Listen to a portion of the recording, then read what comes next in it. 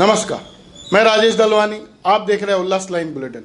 शहर की ताज़ा खबरें देखने के लिए हमारे न्यूज़ चैनल को जरूर सब्सक्राइब करें। 25 अगस्त को बॉलीवुड सिंगर कैलाश खेर ने एक ट्वीट किया था और इस ट्वीट के माध्यम से उन्होंने प्रधानमंत्री और गृह मंत्री से मांग की थी कि राष्ट्रगान में से जो सिंध शब्द है उसमें संशोधन किया जाए।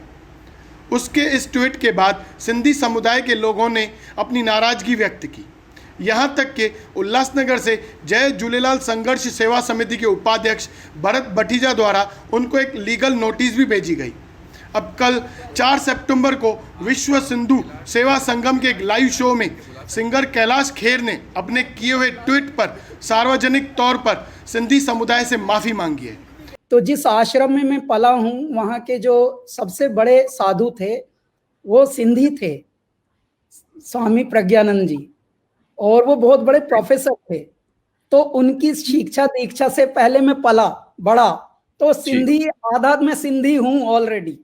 और कभी ऐसा हो नहीं सकता कि कोई अपने घर के विरुद्ध कभी बोले, अपने लिए बोल सकते हैं। मैंने लिखा भी ये था उस वक्त कि हमें सिंध वापस लेना चाहिए, और वो कुछ कोई किसी ने थोड़ा उसको मिसअंडरस्टैंड किया है। तो ये भी मैं बताना चाहता हूँ कि बिना सिंध के हिंद नहीं, क्योंकि हिंद जो होता है वो सिंध से ही पर्याय होता है।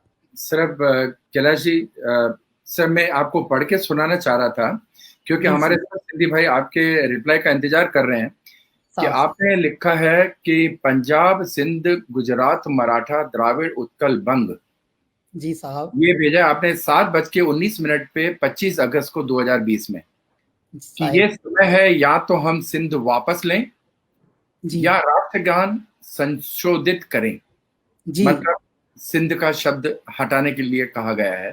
नहीं, सिंध का शब्द हटाने के लिए नहीं कहा गया साहब, संशोधित करके। अब मेरा भाव सुन लीजिए।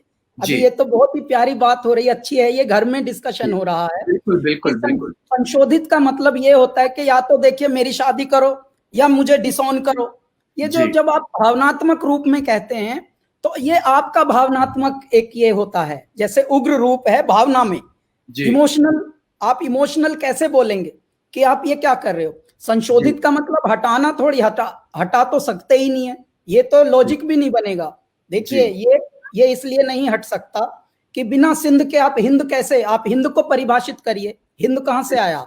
मैं यही कहना चाहता हूं कि यदि इस बात से कोई मिसअंडरस्टैंडिंग हुई है और किसी को भी आहत पहुंची है कोई मेरी वजह से, मैं हाथ जोड़कर उनको प्रणाम करते हुए क्षमा याचन करता हूं और बताता हूं कि ऐसी भावना से ये नहीं लिखा गया है कि हटा दो। क्यों हटा दो? पहले ही इतनी दुख झेल कर और ये पूरा भारत बनाया है। तो ये हम एक्सपेक्ट कर सकते हैं कि ये ट्वीट आप कैलाश जी डिलीट कर देंगे इसको प्लीज? हाँ, आपके शो के बाद ही हम करा देंगे साहब, हमारे ऑफिस में अभी के अभी करा देंगे।